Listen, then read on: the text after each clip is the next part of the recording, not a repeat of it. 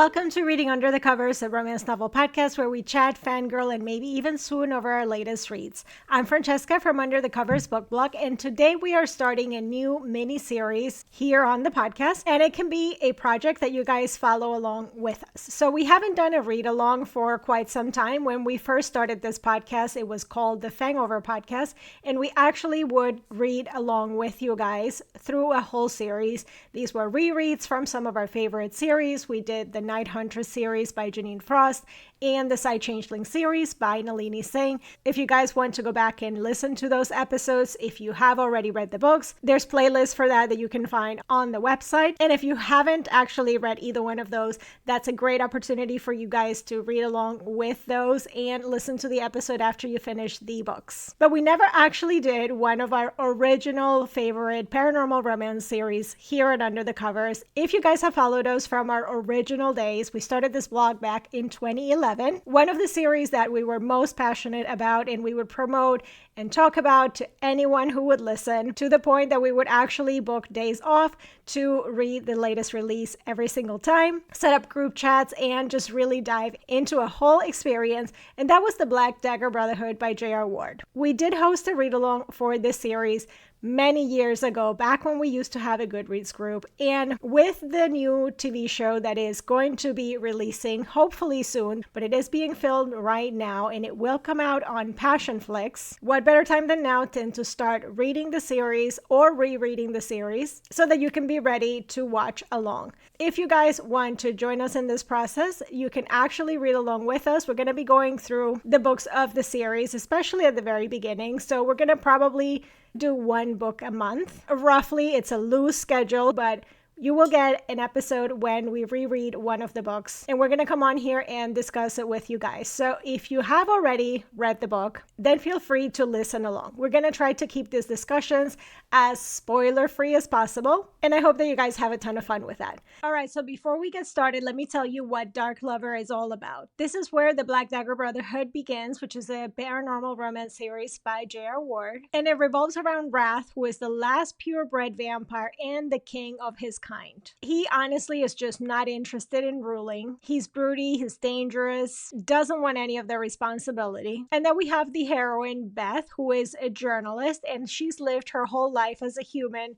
And what she doesn't know is that she's actually half vampire. And she's about to go through her transition. Beth is also the daughter of one of Wrath's beloved friends who's recently died and has left one last request for his friend and the king of the race, which is to help his daughter survive the transition, especially because being that she is part human, they're not sure how she's going to survive it or how she's going to do with it. So out of his duty for his role in vampire society and the fact that this was his beloved friend, he decides that he's going to do that, and he's going to protect his friend's daughter and help her survive this process. But as soon as he meets her, of course, it's not about duty anymore because the chemistry is off the charts between these two from the first moment. And while they're navigating this steamy connection between each other, we're also being introduced to the gritty world of Caldwell, New York, where vampires have been at war with soulless assassins called Lessers. The Brotherhood, which is Wrath's inner circle of brooding and damaged warrior vampires, whose role is basically to protect the vampire race,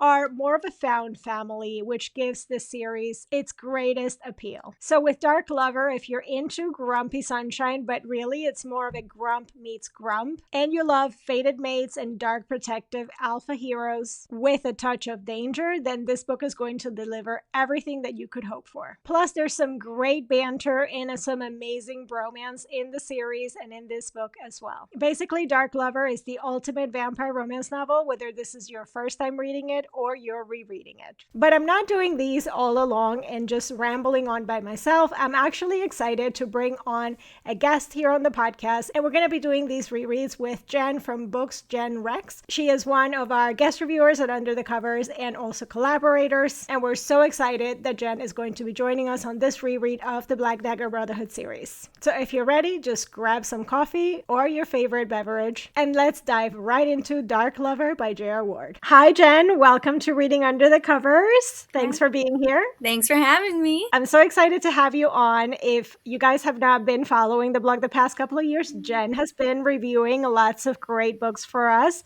and she collaborates also from time to time with some of our posts. But she also has a great Bookstagram account and her own blog. So tell us a little bit about those things, a little bit about you, what authors you like to read, what genres you love, all the things. My name's Jen. I'm on Instagram, Threads, all that stuff at BooksJenRecs. And I also have a book blog at whatjenreads.blogspot.com. All of that is linked in my Instagram bio if that's easier for everybody, which I know it probably is. By day, I am a college librarian, and I also have work at Chili's. So if you love Chili's, yes, go Chili's.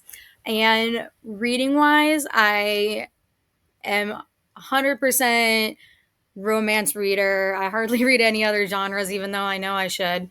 Favorite subgenre for would definitely be paranormal romance. I love me some vampire and werewolf romance, and then I do contemporary and all the other subgenres too. But paranormal is definitely my go to. A girl after my heart. Who are your favorite authors? Oh goodness, it's hard to pick a favorite. Pretty much, I've been a long-term like Laurel K. Hamilton fan, so I go way back on the like urban vampire romance kind of genres. I love probably currently I'm a big Lana Ferguson fan. I love her paranormal and her contemporary romance. Yeah, I'm all over everything that Red Tower Books has put out since they became an imprint. I've been a big fan of, so all of their authors, including Fourth Wing and all that, but all of their books have been great so far. So, yeah, those are probably some of my favorites, go-tos. Some some good ones there. I have to point out the Laurel K. Hamilton because, and I hate this word, but she probably wrote the OG fairy porn. And she's working on another Mary Gentry book, so we're not done with the There you fairy go. porn yet. We're not done yet. Love that. But we're here to talk about J.R. Ward and the Black Dagger Brotherhood because you decided to do a little bit of a reread. I did. What was it that prompted you to start rereading the series now? Honestly, when I saw that they were filming the Black Dagger Brotherhood, I'm gonna stumble over that word this whole time. The Black Dagger Brotherhood as a series for Passion Flicks. I saw the photos from the filming, and I'm like, I really need to reread because I was getting so excited seeing some of the footage from behind the scenes. That really is what prompted this reread, just to revisit before that series comes out next year. Yeah, the nostalgia for sure. Yeah. I've been following the behind the scenes too. And we're not going to get into that too much right now, but how do you feel about some of the casting or superficially? We're not going to get Yeah, into that too yeah. much. But If I'm going to be completely honest, I'm probably on the side of I see a lot of it's divided if we like the casting or not. I'll say a lot of the characters don't look the way I was envisioning them, but I right. recognize that they are the way that J.R. Ward was envisioning them. So I'm going along with it. They might not be what I consider super sexy, dark, surly Yeah. vampires, but I'm trusting the process. I know J.R. Ward was very involved in all of the casting. If that's what she was envisioning, then that's the important thing. I agree with that 100%. It's her vision and she is involved, so that gives me some confidence. Yeah. But and also I don't think that you can actually find that many, especially the male characters. You're not going to find those brothers to be able to cast them Yeah. how we're envisioning them. So I have to give them a pass.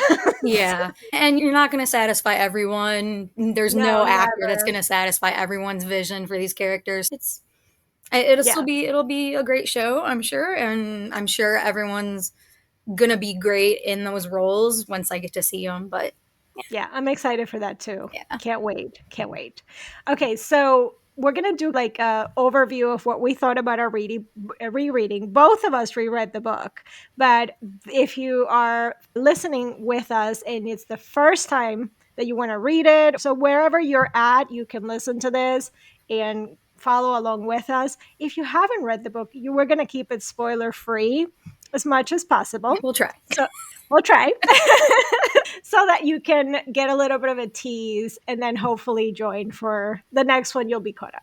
So let's talk Dark Lover. So, what were your first impressions of Wrath and Beth in like the vampire lore that J.R. Ward created with this series? Yeah, this series as well as the Anita Blake series are usually what I go to when I think like the OG urban vampire nitty gritty series.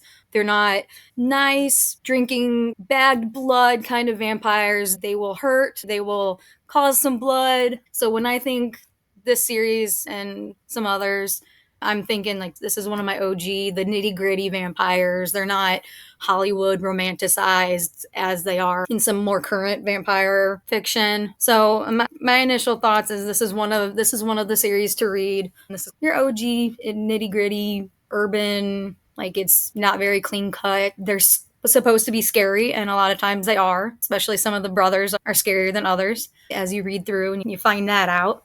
But we get a great introduction to, I think, everyone that we can be introduced to in this first book. I think we have a good introduction to.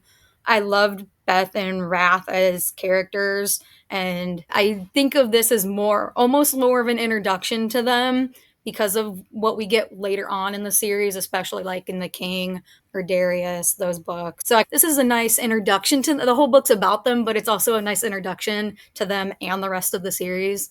So yeah, I love this. I love it's a good first book in the series because we definitely get more world development, character development as we go later on. But it's a good introduction. I love the characters. I think if I didn't love the characters, I probably wouldn't have ever continued on with the series. So Yeah, I also think that she's really good at not info dumping. A lot of the more urban kind of paranormal, they do that a lot. yeah, There's a lot of heavy world building that gets set up in the first book, which sometimes can drag that first book. And she doesn't really do that. yeah, This one felt it flows really nicely. You're in it, but she's only giving you the information you need at the moment so that you understand what's happening without dumping the whole history of how this vampire society works, yeah, which is really nice. I feel like she really has a great vision in her head for how everything works because you have the history of the vampires and everything that's happened before. And she like puts all this information in just a little bit here and there so that you start building a picture, which I really love how she did that. And of course, there's some things about vampire lore that are common with other books, like they can't go out in sunlight and certain things. But for the most part, I think that she still kept it very unique to her yeah. in a way, especially how you have the band of warriors that protect the race, and of course, the bad guys, the lessers, which we're going to discuss those in a second. But yeah, I think that she did the world building really well in this one. And Beth and Wrath, like you said, I think that's very important because we do get a closure to the HEA, but there is so much more about them and about any of these characters than just the one book HEA. So I think that's encouraging for somebody that's picking up this series for the first time, like just to know there's more to all of the characters. You're going to see everybody repeatedly over and over. So I think it builds on that sense of family Yeah, that you have with these definitely. characters. Yeah. Yeah, which I really love. So, what about all the rest of the world building of the series? Let's talk a little bit about the Lessers and the Brotherhood as a group. How do you feel about all of them? I love because in Dark Lover, for the most part, the Brotherhood is unofficial, and we finally get that the forming of it in this book, which would probably be silly to drag that out into 3 or 4 books in to finally get that, but we finally get that in this book towards the end, and I loved that. Especially if you're already familiar with the Black Dagger Brotherhood as this entity, this series out there, it's great to see that come together in this first book because that kind of feels like, oh, it's official. We have this group. They're going to work together. They're going to get all this done. And when it comes to the lessers, I feel like we get just enough. I would have, anytime I reread this, I feel like I want more information on the lessers. And then I remind myself, this is only book 1 in the series. We're getting there. We're getting there. But I loved the form of that kind of group and the information she did give us about it because it just made me want to know more and read more and see how they're going to interact and what they're going to do against the Brotherhood. I think we got more or less a tease of them in this first book, and I love where she takes it from there. Yeah, and I actually find that that's so interesting because this is my third time rereading this book.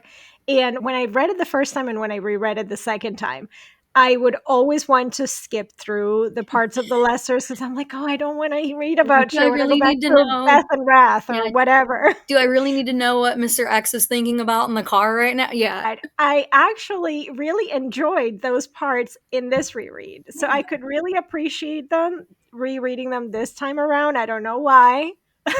I can't pinpoint it, but I actually did enjoy getting to be like inside Mr. X's head Yeah. and seeing him kind of work through, ooh, I can get the king and I can get the queen now and Yeah. all of that stuff. So it built on that tension and that sense of danger that's looming. So I actually appreciated it this time. Surprised. Yeah, I'll admit the first read, and I want the vampires. Where are the vampires? I want Wrath and Beth to get together, especially after their first encounter. I was like, oh, this is going to be steamy, and I just wanted more of that. Yeah, and actually, that is one thing that I really paid attention to this time. It felt very much like an insta love story. Yeah. And I don't remember that from previous times reading it. And I'm like, wow, this was fast. I think it was like 40 or 50 pages in the physical book was their first scene. Yeah. And the first time they meet, and Wrath is grumpy and surly any other time. So I always forget that it was immediate for them. Just like their first time meeting, he's kind of eyeing on her, and then all of a sudden, bam, there it is. Go. Which feels so out of character for what we get to know about Wrath too. So yeah, that part threw me off only because of thinking of how Wrath has been acting and what everybody, like the perception everybody has of him. Yeah. And it was instant. Like he was just locked in. Yeah. Especially all the kind of backstory we get between him and Marissa, and then it's like there was nothing there, like no emotional anything in between them. And then it's like he meets Beth, and even though he knows what his role is supposed to be in her life, and then nope, just immediately toss that out the window. And that's like the one out of it seems like not a characteristic of him that we would just throw all what I'm supposed to be doing, supposed to be watching over her. Nope, not anymore. Yeah. And that is also something that I picked up on is the thing about Marissa, because I used to not like Marissa as much, and now I've come around because we've grown to get to know her a little bit more throughout the series. But one thing that really bothered me a little bit in this reread was the fact that he treated her so poorly. Yeah, I did. And you just kind of over the fact that he was such an ass. Yeah, I felt bad for her. Everything. I gave him everything and was there anytime he needed me. And then 2 seconds later, some other chick comes in and he's completely forgotten about me and doesn't need me anymore. And oh, she gave him so many years, and yep, now. I know. I'm like, how did we not like harp on him being so horrible with her? She didn't deserve that. He could have at least been nice. Yeah. Okay, so what about, how do you think this was different on your reread? I've picked on a couple of things that I felt was different, but how do you think it was different for you rereading the book? I think rereading, I can appreciate the initial world building a lot more because I know what's coming and I know the characters and the action that's coming later on in the series. So I can appreciate the things that she puts in that come into play later. I can appreciate these characters, like all the brothers that we maybe only have a couple of scenes throughout the book, but then when they get their own book, you learn who they are a lot more. You get that deeper insight in them. So even the ones that come across as, oh, I would never really like that character, he wouldn't be for me. And then you get to their book and oh, he has a lot more going on than you realize just in this first book. So I think I was able on a reread to appreciate more, especially when I first wanted a lot more background on these characters, a lot more on the lessers, that kind of thing that I would have loved to see in this book the first time through. But rereading and knowing what's coming later, I can appreciate this more as this is the foundational block for the rest of the series. So yeah, I think that was the main thing I could appreciate more on this reread is just I didn't need all the information at the very beginning, and she wrote this the way she did for a reason, and that all comes into play later. And you can see that when you read the rest of the series. Yeah, I think she's really good at dropping those Easter eggs, and we probably didn't realize that on that first time around, And there's but then probably still a lot that I don't everything realize. really makes sense. Yeah. Yeah, that's why I'm like, she must have such a great vision, crystal clear of what everything is in her head, Yeah. because she is able to not tell us things. But then when you reread it, you're like, oh, okay, Yeah. so that makes sense. Yeah. It was there in the background. It's one Torment said one line in Dark Lover, and then 5 books later, that one line he said Yeah. that didn't really mean anything back then, now all of a sudden makes a whole world of sense. And yeah. I love that. She's really good at that. What about some standout moments, whether it's something romantic or something not related to the main characters? What stands out? About the 40 or 50 pages in, when Beth and Wrath are together for the first time, that was definitely I knew at that point I was hooked on this book, Yeah. because he was such a just grumpy, surly, didn't even to the people that were closest to him. And then that just immediate between him and Beth, I was like, this is going to be a good book. I know I won't be able to put the rest of this one down. So that was definitely the standout, because I wasn't expecting, especially so soon. I'm used to Yeah. a lot of vampire books. It's third or fourth act. We're finally getting to that point. And for that to hit so soon in the first book in the series, because I love reading those kind of books. So having it so early definitely was a standout. I also think a standout for me is kind of when Butch's storyline kind of started taking a turn from where he was at in the beginning and concerned about Beth, watching over Beth, and then where he's at by the time him and Marissa meet. I think that whole story arc for him, especially knowing how that's going to come into play later, was definitely a standout. I wouldn't even say Butch is one of like my top characters in the series, but just that his story arc in this book, I think was a standout. I agree with that. The moment where he's making that, he was already at a low point of his personal life. So it made sense for him to make that transition to a new life also. But I also have to point out where he had that moment with V that night that he stayed over, the first night he stays over, and they're just like really bonding and that Yeah. friendship really is taking off. And I'm like, oh, my heart. Yeah. And so they already have these big scary vampires that he even admits he's scared of what they're capable of. And then they're like bonding over things in the middle of the night. And that is the bromance that we all need. Yes, that bromance over just music or sports or whatever. Just I really loved it. And also, so we saw a little bit of Z throughout the book, and he really comes, even Wrath is scared of him. He was like, no, Beth, don't be around Z. If he's in the room, like, you come get me, lock yourself, whatever. Which I actually didn't remember that he was like that towards Z. But then there's that scene at the very end where he was the only one that was awake, keeping guard at the very end. Yeah. And Beth comes out and he said something like, we're always going to be here to protect you and Wrath. And I was like, oh, Yeah. that little glimpse of Z's soft, mushy heart did me in. Yeah. That was when you knew everything that Wrath had been saying about him throughout. He was prepping you for him to not be a good guy and Right. not be on the team. And then, oh, he does care about his brothers. He is there for them. He will do whatever. He's not actually, we spent a good portion of the book thinking he was going to attempt to kill Wrath. And it's no, I will put my life on the line. I will lose sleep. I will always be standing here watching you. And it's even Wrath makes mistakes. Yeah. We'll accept that, but yeah, that was nice to see, because up until that point, I was like, I don't know if I want to read a book that's just Z's, because of the way Wrath perceived him. And then that end, it's okay. Now I'm ready. I'm ready for Z's book. I'm ready to Yeah. see him have someone care for him and be there for him, and someone that he can share his heart with. I'm ready for that. Yeah, that's coming soon. That's Yeah. coming soon.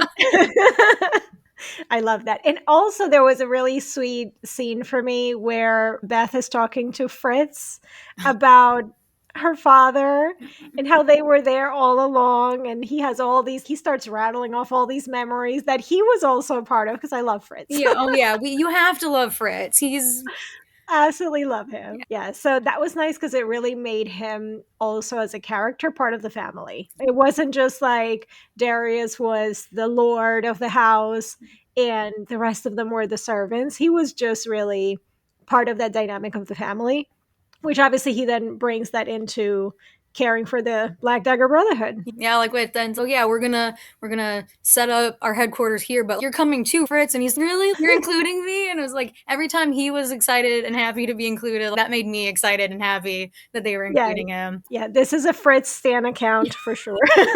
Love him. Okay, now what about the dynamic of the Brotherhood themselves? Like, how do you compare? Obviously, comparing with the Band of Brothers is a known trope, especially in anything paranormal. Yeah. But how do you compare this particular Band of Brothers? Because to me, they're top tier.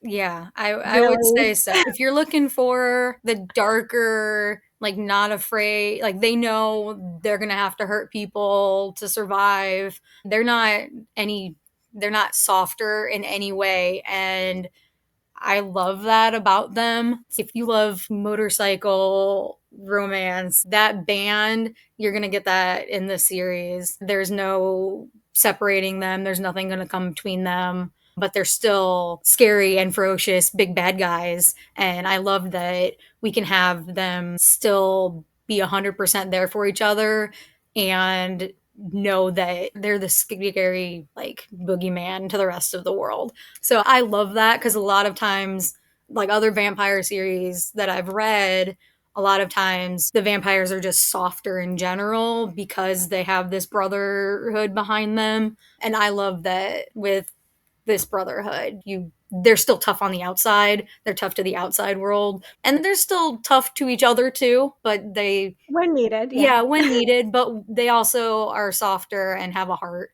when they have to too. Yeah, totally. I really love that. I'm all for the tougher, grittier vamps or anything paranormal, so that's my jam. The soft has a place. Yeah. There's a time and place for that, but yeah, that this is my preference Yeah, for like you are sure. reminded with these vampires that they are not human. They are Mhm. not. And they remind you of that pretty much every time they're on the page. And a lot of vampire series, you behind the scenes, they're not the big scary vampire, but these guys won't let you forget that. Yeah. Yeah, for sure. Now, what about this book is pretty, let's say it's a little bit old.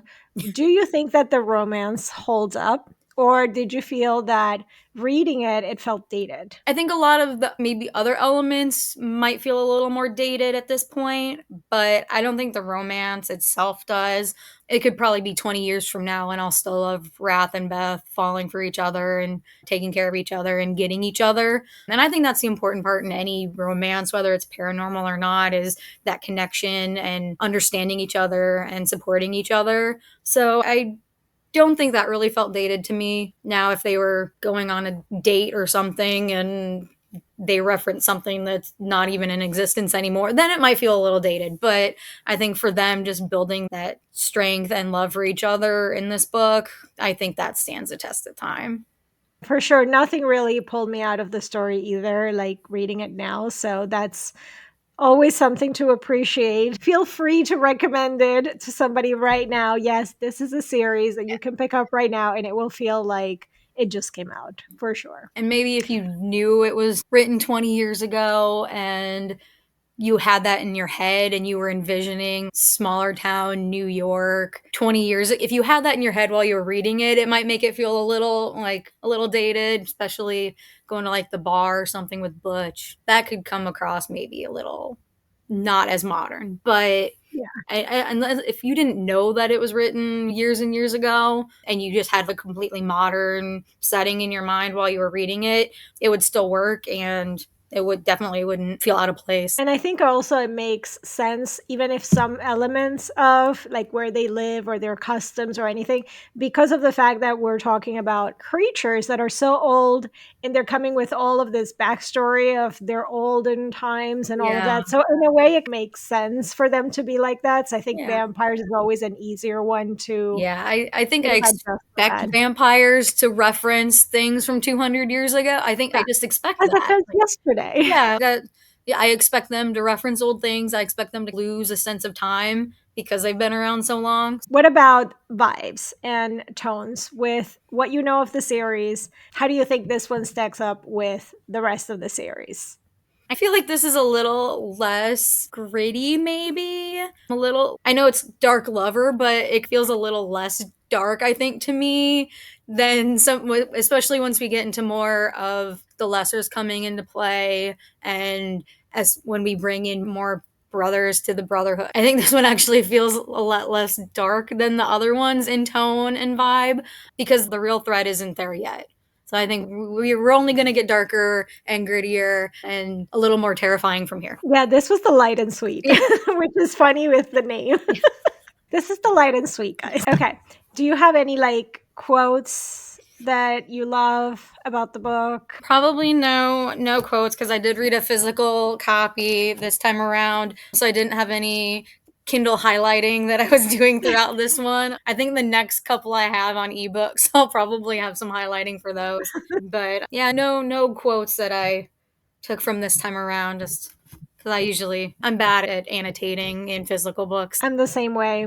I'll pull some from my last rereads and I'll put them in the blog post so that we can have some Yeah. great quotes because there were some good lines, Yeah. I will have to say. Probably any And interaction between Wrath and any of the other brothers, probably. oh, There are some good insults, some good stingers in there. always some good insults. Always. You can really go to J.R. Ward for that. Okay, so what are you most excited for to read in Lover Eternal? Just the next one.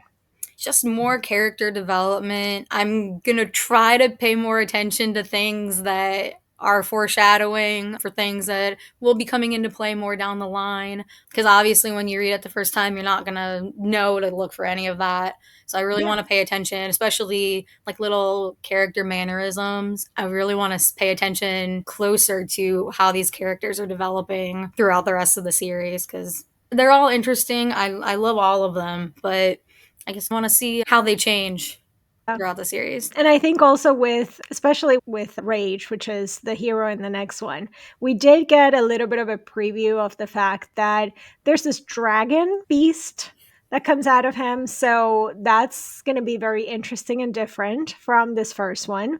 And I think one of the things I really love about all the brothers is how very different each one of them is.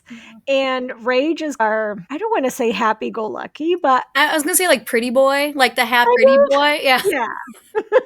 Hollywood. yeah. But I think I love that we go from a main character who's like he doesn't want people to know about his vision problems, very always on the forefront of his mind. So his physical appearance and how he looks coming across to other people. And then we go from that book to like the pretty one is I love that contrast and how we go from wrath to rage. I love that. Yeah, yeah, I think that's amazing too. And also, we didn't really talk about that, but yes, the fact that he is the blind king, he is losing his vision. So, that is something that is discussed in this particular book. And we're going to get into that a little bit more as the series goes on. But I really love the fact that it wasn't like one of these perfect vampires that we're Yeah. always Tall, dark, reading strong, about. indestructible. Yeah, he has a physical characteristic that is holding him back from the rest of his vampires. And I think that a lot of that, I love seeing how as finally ascending and accepting the throne in towards the end. I loved seeing that he was more accepting that this is who he is and who he's supposed to be. And I think it took definitely finding Beth to get him there, but Yeah. I'm glad we're finally getting somewhere with him because we're definitely not over it. But well, especially in The King, we'll come to a lot of that in The King. So I can't wait for Yeah, that for reread. sure. For sure. I haven't reread those. I think I stopped my reread the first time at like book 9 or 10 or something. So I'm excited. Yeah. I'm excited. Also, what you were saying about Beth, I think that's also really important. Beth is such a strong heroine. And I think that really was very important for him coming out of that whatever mental box he had put himself in. So she gave him the strength. And I think there was one particular scene, there is something happens, and she is so fiercely protective of him, even when Butch and V are coming towards them, that just seeing her in that like mama protective kind of Yeah.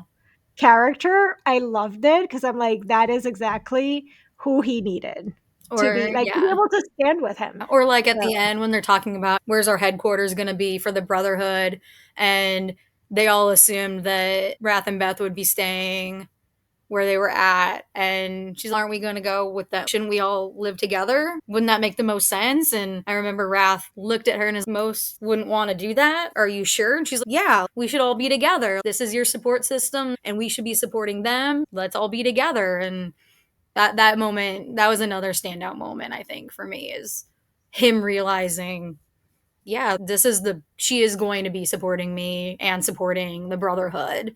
And it's yeah. not, it's love for all of them as a group. And I think they really needed that. Yeah, it's like she is really going to be their queen, and like that support system that people can feel that she's there for them. So, yeah, I love that too, for sure. Okay, so hopefully we'll reconvene for Lover Eternal. So that's going to be exciting. We'll tell you guys all about our thoughts. Spoiler alert, it is a book I love already. So I'm sure It's it's hard going to be not to more. love Rage. It's hard not to love Rage. Oh my God. Oh my God. And actually, I think that his heroine, Mary, is one of those characters that you really want to see be well and do good. And she's just, she has such a great heart. It's just, she's so lovable. It's so, again, a big contrast from what Beth is. Yeah. Complete opposite, but I think these are two of her best heroines also. Yeah. Beth and Mary, in my opinion. Although my favorite is Hex, but So yeah, I was gonna say another female character I love, but I think if I discussed that character, it would be a major spoiler for later books. So maybe I'll just not mention that one okay. because then I'd have to change my 10 Explain who to, she is. yeah, and yeah, that would just bring up a whole lot of stuff coming down the road. Yeah. Yeah.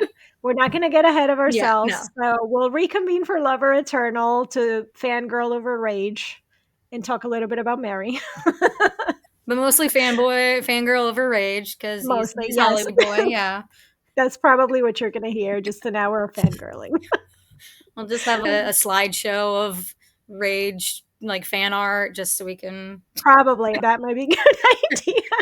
Be an enjoyable way to pass the time. So thank you so much for coming and doing this with me. Hopefully you guys join us and reread the series also along with us, or finally pick it up if it's been sitting on your TBR. And can you just remind everybody where they can find you? I am on Instagram at BooksJenRecs, RECS, and that's Instagram, Threads, X. I think that's it. I don't think I'm anywhere else. Yeah. So yeah, there. Awesome. And you can also read all of her great reviews on Under the Covers. I'm going to leave that linked as well so you guys can go and browse all her great recommendations. Lots of paranormal in there. Yeah, lots of paranormal, lots of fantasy, lots of good stuff.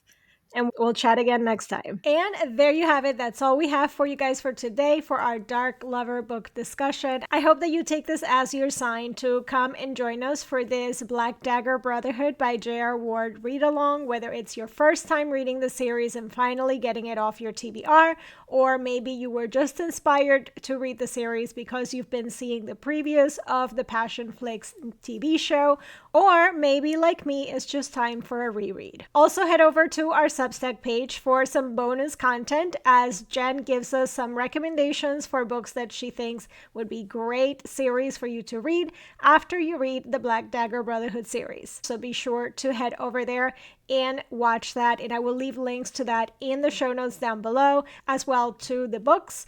Plus I will also leave all of Jen's links in the show notes as well, so you can go and follow her on Instagram, check out her blog, and also her reviews on Under the Covers book blog. Don't forget to hit subscribe when you're on our Substack page so you don't miss any of the news on the latest content that we put out. And for even more book recommendations, you can always go to underthecoversbookblog.com and find your next favorite read. Be sure that you're following us on all of our socials as well. It's at UTC Book Blog on Instagram, TikTok, Pinterest, Twitter or X, Blue Sky, Threads, all the things, and Under the Covers Book Blog on Facebook and YouTube.